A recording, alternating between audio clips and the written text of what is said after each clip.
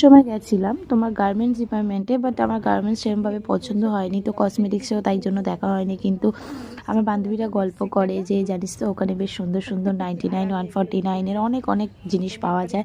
তো একদম ভাবলাম কি চল তাহলে আজকেই যাই। আজকে ওদের ক্যারাটে ছিল অনেকটা, ফার্স্ট সামনে টুর্নামেন্ট আছে বলে একটু মানে তাড়াতাড়ি প্র্যাকটিস ছিল, তো দুজন মিলে চলে গেলাম। কিন্তু জুডিওতে প্রচুর কিছু কিনেছি, প্রচুর দেখো এই নেল পালিশটা নিয়েছি। হ্যাঁ, নেল পালিশটার কালারটা আমার বেশ ভালো লাগলো, অনেকগুলোই ছিল কিন্তু তার মধ্যে থেকে এটা আমি নিলাম। অপর্ণাও নিয়েছে কতগুলো জিনিস, আবার একটা জিন্সও নিয়েছে।